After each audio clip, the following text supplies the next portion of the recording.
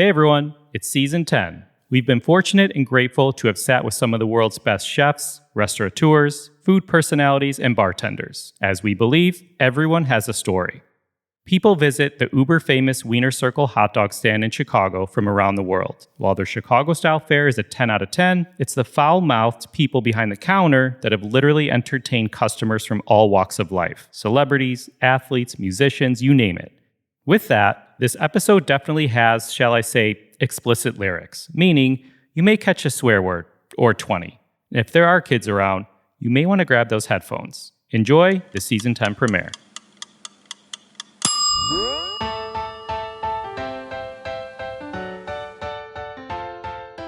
Hey everyone, I'm Cappy and welcome to Beyond the Plate. This is a podcast where we sit down with the world's culinary elite to explore their journey into the food industry and the social impact they have made in their communities. Today's episode, we sit down with Poochie Jackson of the Wieners Circle in Chicago. Her roasting ability is legendary. No, not roasting an award-winning hot dog or cheddar burger, but it's her. We'll let her explain it. My family and my friends and people that I grew up with and I'm close with, they know my mouth, and that's just how I've always been. Like, I talk a lot of shit. There you have it. If you're new to the pod, welcome. If you've listened before, we're glad you're back. Let's go Beyond the Plate. All right, we like to start with a little audio test before our intro. So we like to have our guest name 5 of something. So for you, let's go with 5 words that you may call your customers at the Wiener Circle. Lips, toe, mother, bitch, whatever. You never know. It might be sweetheart. Whatever they come through the door and they look like, that's what I'm calling you. Oh, we're in for a treat. Yeah, you're in for a good treat. Oh, man. All right, let's do it. Today's guest is one of the most well-known food industry workers in Chicago and beyond. She's been featured on Late Night with Conan O'Brien, Jay Leno, and Showtime's This American Life. Chances are, if you've experienced her, dare I say, hospitality, it's been very late at night or very early in the morning. Deep down, she's got a huge heart and just wants to keep people happy and laughing. She recently said, laughter is healing. Please enjoy this episode as we go beyond the plate with Roberta Poochie Jackson from the world-famous Wiener Circle, which Thrillist calls Chicago's most foul-mouthed restaurant. How proud are you of that title, Miss Jackson? Actually, it's Mrs. Rollins. Mrs. Rollins? Yeah, I was married now. And my 3-year anniversary coming up on the 21st. Okay, Big Daddy, you hear me? Who's the lucky guy? Who's the lucky guy? His name is Daryl. And how'd you meet? We grew up together, actually. All right. So for the listener of the podcast who may not be familiar, how would you describe the Wiener Circle experience? It's a fun, raunchy, be yourself, just a fun restaurant you could come to. Come in, you're having a fucked up day. You come in, we make you laugh. We serve you good food. We talk a little shit. So that's what it is. I love it. So just in case people don't know why you're so popular, other than being the HBIC, head bitch in charge at the Wiener Circle. No, it's heavy bitch in charge. I'm the heavy bitch in charge. Your words, not mine. How do you explain how you became so popular from this? So when I started in 1998, okay, I've been this motherfucker 26 years. Wild. When I started in 1998, so of course, Evelyn is my big sister. When I get ready to turn 21, I was still in the street. I ain't got no kids. I was, living the life and always in trouble. And she just like, come get a job with me. And I'm like, bitch, I'm not coming down there working with you and them fucking white people and being all uppity. I figured like, when she said like restaurant close to downtown, first thing came to my mind like an upscale restaurant. And I'm like, bitch, I'm in the street. I ain't got time to be, hi, sir, welcome, ma'am, thank you. I got manners, but at that time, it was like, fuck that. I don't want to deal with that shit. So I came down, and the original owners, Barry and Larry. So Barry was the hiring. He the big boss. And my interview went just like this. Like, okay, what's your name again? I'm like, Poochie. He like, okay, you start on Sunday. That's basically how I started. So when I started, it was like the day shift. And like, when you come in the day shift, everybody's so happy and pleasant. And that's because we do deal with a lot of elderly people during the day, and we also have a lot of kids. So we try not to. We do got respect, bitches, okay? So we try not to let the kids hear our dirty mouth. But anyway, I don't know what type of like big event it was, but it was a whole bunch of drunk people came in and they just started talking shit. And I think one of them called me like a fat bitch. As I've been saying this story for years, that's how I started. And I'm the type of person, if we going back and forth, I'm not shutting the fuck up until I lose breath. You feel me? I'm going to keep going and going and going and going. And that's what happened this particular day. And this particular day. I've experienced it. Yeah.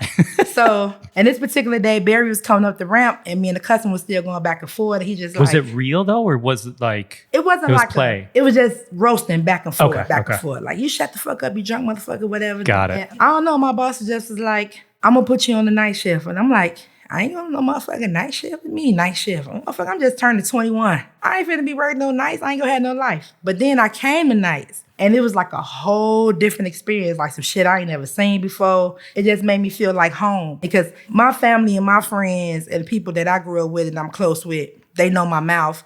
And that's just how I've always been. Like, I talk a lot of shit. And like I said, and I'm going to continue to say, sometimes laughing can be healing. You know what I'm saying? Because you never know what somebody's going through. So I've just always been that jokester and that, as my mama used to call it back in the day, signifier. And that's just because all my life, like, people be like, oh, she fat. Bitch, I was born this way. I'm good. And so I don't have no health problems. My heart is okay. I don't have high cholesterol. I'm not a diabetic. I'm just a fucking weed head. That's it. That's all. Yeah, so that's just basically how that started. I got on nights and it was like a different vibe. And then the customers come in and just talk shit. I couldn't tell you to this day how I became quote unquote or whatever the case may be. I don't know if it started from the chocolate shake shit. I think it actually started from my mouth, me just going back and forth. And then the rest of the girls on the night is just like how we all was. We just like funny as shit. We family. So it's just like we used to each other and just giving the shit to the customers. And I can't tell you, like, I don't know what people, well, I can understand why they fell in love with me, but I couldn't tell you to this day, like, why everybody be like, oh, I'm looking for that bitch Poochie. But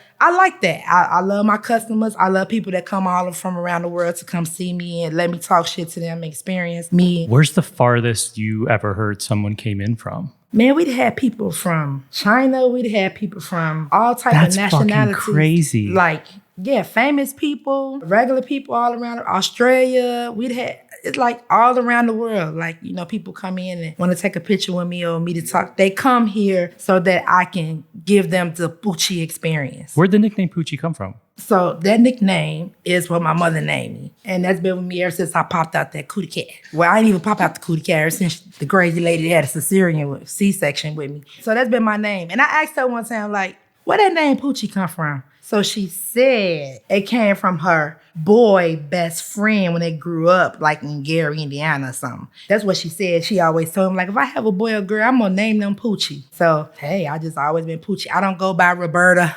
I go by Poochie, and then I live in Wisconsin and shit, so. I heard. I go by RJ out there. So people don't call me Roberta. I'm not going to answer to Roberta unless you some type of government official or, you know, a bitch got a warrant. But then that, I don't answer to Roberta. I'm just known as Poochie. That's going to be me from the time I was born to the time I leave this motherfucker. Yeah. That's Poochie. All right, Poochie. So I'm a chef by trade. I went to culinary school and you were like part of that journey for me, like that culinary experience. My late teens, early 20s, usually past midnight, as I alluded to in the intro. Do you realize how many kids and adults you provide entertainment to, or people who brought their friends to the Wiener Circle for that experience? I mean, when Chicago kids go to college, like, they tell every fucking friend about the Wiener Circle, and every fucking friend wants to come to Chicago to go to the Wiener Circle. During your college years, it's been kids that's been coming here since they was like 10, and they such an adult now. They be like, God damn it, Poochie, like,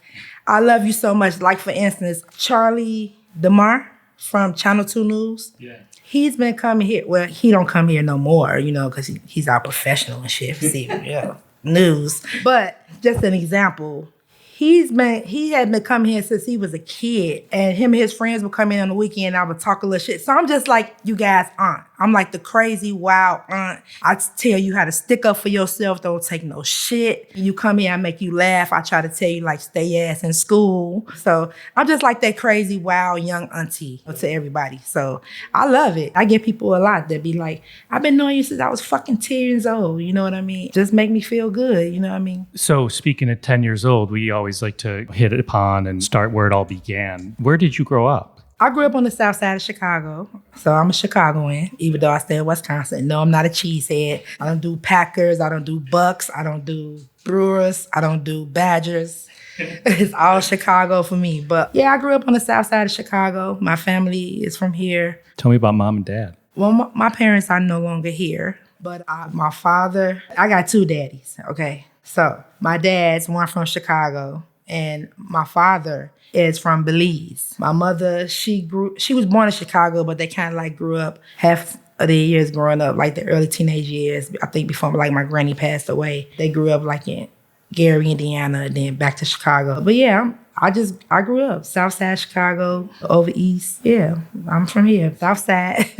Yeah. And mom had a difficult life, I feel like So my mom was on drugs, but it wasn't to the extent of me having a horrible childhood, because she's always taught me that when you have an addiction, you have to be able to control the addiction and not let the addiction control you. So therefore, she never put me in a dangerous situation. And my mother was the type of mother that if she felt like we're finna go left and where she couldn't feel like she could provide for me, she sent me to my daddy. I was one of them fortunate kids that had their father in their life. My Belizean daddy, he worked for Sarah Lee for 35 years. You know, he was strict as fuck. And then not only that, my daddy was old as hell. Do you think that was good for you, him being strict? It was good for me. Yeah. Because I got a chance to experience both worlds. Like my mom gave me more freedom than my dad. My mom kept it, she never sugarcoated life for me. Like, you got to work for what you want. Nobody's going to give you shit. And my dad did the same thing. But when my daddy, it was like, he was strict as fuck, man. Like when the street lights come in, I had to come in. And you know, my husband still teased me to that day. Like I remember your daddy wouldn't even let you outside. You used to have to sneak outside over to our house and shit. And then my other daddy, who I'm named after, he was a street man as well. He never, even though like, you meet him and you may say, oh, he the type of man, he get fucked up and like to fight or stuff like that. He never showed me really like that side of him. My parents they always had respect for me. So even with my mother having an addiction, it was like I knew. She came to me and let me know. Of course, when you're younger, you don't want, because kids can be mean. They bully, and I don't know if it's because they're not getting attention at home or what the case may be. But most times kids bully because they get bullied, or they not feeling a certain way or whatever at home. So they react with other kids and whatever. So I was the type, you ain't bullying me. And I teach that like to my grandkids now, you know what I mean? I have a stepdaughter and I got 3 grandkids. I don't like to say step, but I have a daughter and she got 3 boys, and like my oldest one, 5, and when I get him, I teach him how to talk shit like granny, you know what I'm saying? Like, you look at that motherfucker's shoes and you be like, yo, big shoe wearing ass, whatever the case may be, but he needs an internship at the my circle. parents had a lot of respect for me. I ain't gonna say like I never experienced like growing up in a rough area or whatever the case may be. And then like my friends' parents, they was always involved in my life. My friends we've been friends for like 30 years, you know what I'm saying? Like my best friend, we've been friends 35 years, 30 years, you know? So I've always had that. I never really not had support. Then I come from a big family. Like my mama said, I come from a big family. So I never like, even though I was the only kid from my mom, I never grew up like the only kid. I always spent time with family, my aunties. I hung out with all my cousins. As a young girl, what did you dream about? I've always dreamed about being on TV. I've always grew up to help the less fortunate. Because my mama was like that. She would feed anybody, house anybody. Her heart was big. And I pretty much grew up the same way. I want to talk about that more later on. I actually have a question about community and giving back and stuff. And that's so perfect for that. That's awesome. I've always wanted to be like, and then as I got older and I started working here, then I was like, okay, maybe I should step into like being a comedian, like go on stage, probably be the next Monique. I love all comedians. I say I'm the female Red Fox. You know what I mean? So yeah, I've always wanted to be on stage, and I always wanted to let people like help people, show them like shit. It ain't always like, I ain't got to have a college degree to make it. And believe it or not, like I've been fortunate. I've did sitcoms. I've did a voiceover. I've been on TV. I did my first comedy show. I threw it here last year. Really? Year before. Yeah, it was called Poochie's Big Girl Comedy Show. I had a whole bunch of juicy, voluptuous, pleasantly plump women came, and I had a nice little crowd. But I'm thinking I was going to do it this year, but next year for sure, I'm going to do like a monologue, a Poochie's monologue. I'm going to invite everybody to the Wieners Circle. We're going to do it. And now, I really haven't done it because the Wieners Circle is pretty much like my stage. So I think that's why I haven't really pursued to go on stage. I did a couple of amateur comedy stand-ups. So yeah, I don't know. Man. I'm just trying to see like what God's plan is for me. I'm spiritual. I'm a sweetheart, but I'll rip you a new asshole too. But I'm lovable. I ain't gonna take no shit. But other than that, like people, I love people. People love me. If you don't like me, there's something wrong with you. You know what I mean? Now, at first, like when you come in, I give you shit. But then before you leave and walk out that door, you're gonna be like, I love that bitch. Because my words is not meant to hurt your feelings or make you feel a type of way or make you want to come back and shoot me or anything. It's not like that. Now, we can go there, but yeah, when I leave this world, where I know I'm gonna be known as a Chicago's legend, and I'm not being big-headed, but I just want people to, like, never forget me. Like, when y'all come, I want everybody to come when I'm getting laid to rest. Flame up something for me. Crack a joke. Laugh. Don't cry. You know what I mean?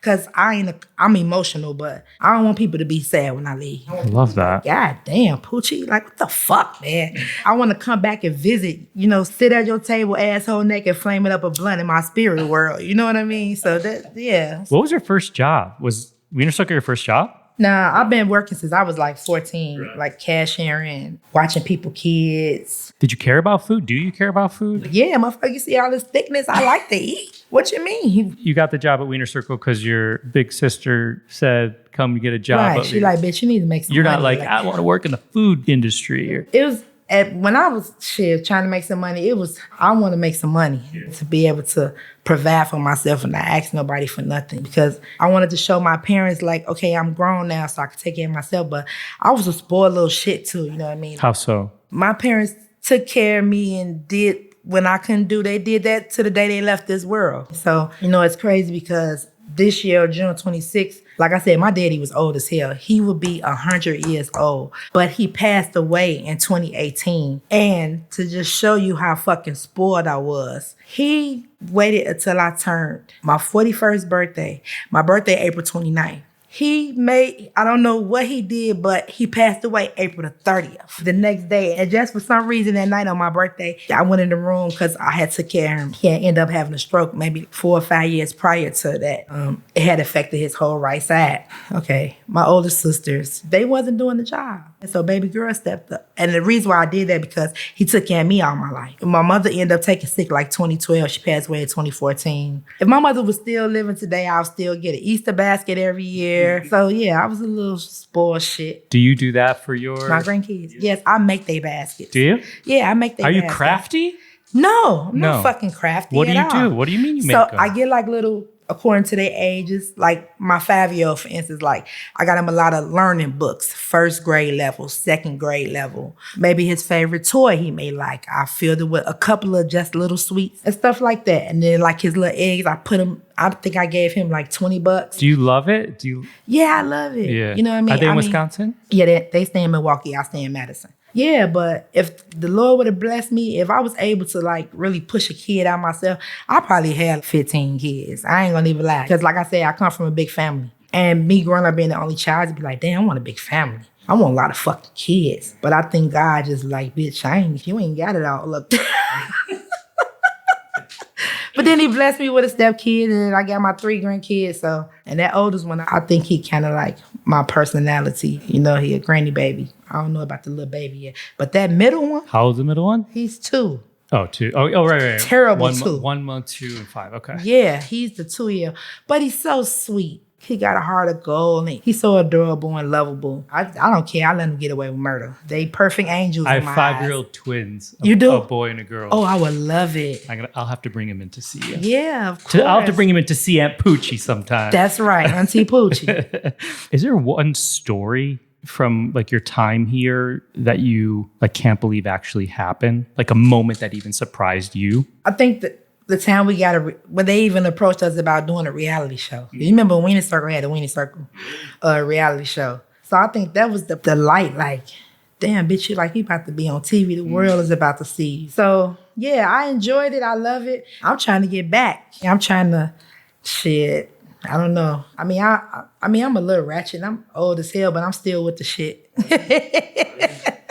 I like to ask chefs when they realize they made it as a chef. When did you realize? When Jerry Springer wanted the hot dog. Yeah. Rachel Ray wanted the hot dog. Bobby Flay came back here and got a fucking hot dog. Yeah. So that's when I knew I was the shit. Once the big dog, well, Michael Jordan came in. No shit. Yeah, he came in. So when he came in, and you see a celebrity come in, you be like, okay. And they say your shit is good, then you know you the shit. So yeah, our shit is good. Have you ever been starstruck, like, by one that came in? I don't get starstruck. I be more like excited. Damn, I can't believe motherfucker just walked through the door. Oh, there was also a bunch of press around when Jason Kelsey came by. Were you here? So yeah, last year I did Jason Kelsey, but the first time I did it was with Marshawn Lynch. So it was Marshawn Lynch, did Jason Kelsey, and Andrew Whitworth from the LA Rams. He also played for the Bagels. He came in. So Marshawn Lynch gave me a Beast Mode hoodie, and I made him sign some Skittles for me,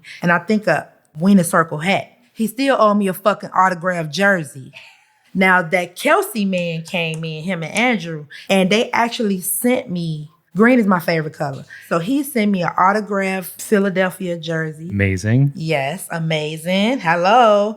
And then Andrew Whitworth, he sent his first. Sent me an LA Rams autographed jersey. So like right now in my house, I got them in the jersey frames. Yeah, that's awesome. We talked about like the Wiener Circle experience and how you're not out to hurt anyone. Yeah, I ain't trying to make you feel bad. Yeah, like you want to make them laugh. What inspires you? What inspires me? Just to wake up every day. Because a lot of people ain't able to say that. So that's what inspires me. God inspires me. Just to be a good person. That's what inspires me. My grandkids inspire me. I'm like, the world inspires me. Do you train the staff here or does someone else do that? There's no training. No. When you come to the door, you just gotta know. You just gotta do you and find yourself. I tell people like, don't try to be. If you hear me say something, you don't have to say no. You don't really have to curse nobody out. So I don't want like when people get a job and they be like, it's a fun environment, yeah, but at the end of the day, it's still a job. You still gotta do what you gotta do. You still gotta make sure your shit sanitized, your food ain't burning. You gotta keep your hands washed. You gotta wear your gloves. You gotta clean. You gotta sweep. Like it be a fucking mess. But at the end of the night, like people be like, God damn, like we wipe walls, we clean grills, we clean pop machines, we sanitize it, we gotta sweep the back. So yeah, fuck. That's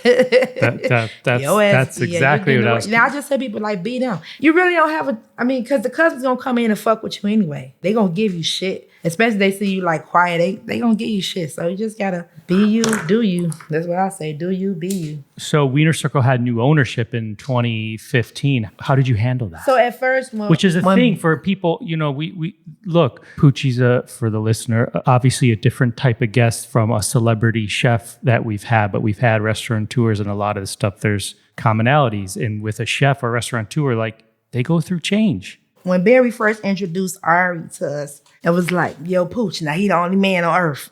Call me Pooch. And I don't let people call me Pooch because Pooch is just like you call him a fucking dog. My name is Poochie. But he had Ari with him. So he was like, yo, Pooch, this is gonna be your boss. This is gonna be our new boss. But at the time, like, we was hearing like rumors about he was thinking about selling, but he been saying that shit for years. You know what I mean? In the restaurant business always says they're gonna sell. Yeah, they're gonna sell it. So that motherfucker ain't finna be my boss. Them motherfuckers better know I'm the boss up in this motherfucker.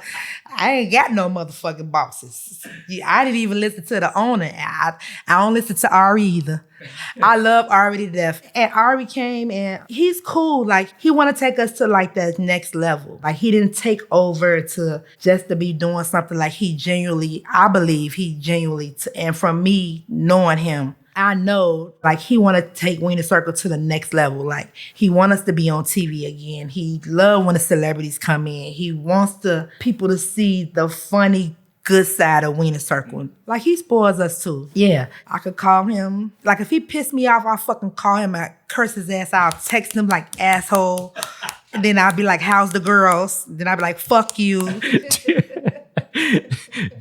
How do you do a change, or like, you guys have these fun like collaborations and stuff. You did the hot dog croissant with daisies, which looked fucking which awesome. Was cool. Yeah. And it's so good. And then I was just like, what the fuck make y'all think of some shit like this? And then I was talking to one of the workers. Don't get me. I love her. I think her name is Lee. Yeah. That's my white sister. That's when we together, we ignorant as a motherfucker behind the counter. She's all professional and whatever, but that bitch is ghetto. Okay, Lee is fucking ghetto. So that y'all know, that's my fucking white sister. But yeah, and then you probably have a good time with him. 17 feet. Big feet motherfucker, him. Yeah, him. That tall motherfucker with the hump in his back. Joe, the owner, the motherfucker. He gonna try to, last time I was there, he gonna try to work in the kitchen like he back there working so hard and sweating and giving orders and shit. Sit your tall ass down, giraffe neck ass motherfucker, you. But yeah, they cool as shit. I love working with daisies. They don't play like when it comes to my money. They like Johnny on the spot, desserts and teas and shit is good. They cleared me up. He actually invited me and my husband to come. We're gonna go down there and try their pasta. Yeah, I love daisies. I love them. Do you guys ever have like ideas that you share? Well, I guess you want to do stuff like the comedy thing. Like, I want to open up like me a homeless shelter. And then I want to also do like a family care facility. So I'm kind of like in the works of trying to get my adult facility in order. So I'm like doing my research and shit on it to see whatever. Any investors I'm taking. That's all. Would you want to do that in Wisconsin or here? I'm going to start it in Wisconsin. And eventually, I miss home. My mom's sister, she's been with me 17 years now. And she suffers from schizophrenia. So me just being with her over them years and have to take her to the doctors and make sure her medication is up to date. That's why I thank God for my husband too, because like I'm here, he's there with her. Like my husband, that's my dog. And then my auntie, that's my baby. So yeah, we make it work. And then sometimes like I bring her here, like we go to the hotel, like you want to go do something. It ain't as aggressive as opposed to she was like 30 or 40. Like she about to be 73. So she just like chill. But she go through her little stages too. You know what I mean? Her little episodes. Let's do a little segue into that now. We have a whole section of this podcast about social impact and giving back. It's one of the main reasons we started the podcast, to talk about the good that chefs in the food industry do in the community. And they all do it in different ways, whether it's an auction or an event or something meaningful to them like you're talking about. Yeah. Can you share any more about like how you would say you give back to the community? I had some things in mind, but gosh, what you were just sharing about wanting to start a family services or I do, because a lot of people, they need some place to go. They need somebody to, you know, even if it's a runaway kid or you homeless. It's been plenty of times like I was trying to work my way like to see. For one, I'm from the street. For two, I've been working at my same hot dog stand for 26 years now. Do I have a full-time job in Wisconsin? Yes, I do. And I'm not as fucking rude there. What do you do there? I am a store manager. And my crew there, they love me. My boss love me. My customers love me because I do have exceptional customer service skills. So I do got a full-time job, being a full-time wife and taking care of my auntie full-time. So did you say your mom was giving or always wanted to make sure? Yeah, my mom. That's where I get it from. But majority of my family like that. We'll give you our last. We crazy as hell, but we care for people. You know what I mean? We don't mistreat people. What's your go-to Wiener Circle order? Me personally, what I eat everything. Shit. Lately, I ain't been on this red meat, like eating red meat. So now I just do the chicken sandwich. I love veggie burgers too. I don't care for the Beyond Burger. I ain't got into that plant-based food yet. The green in my body is the herb. Yeah. What do you eat on a day off? Once again, my husband, that's my dog. That's my baby. Cook?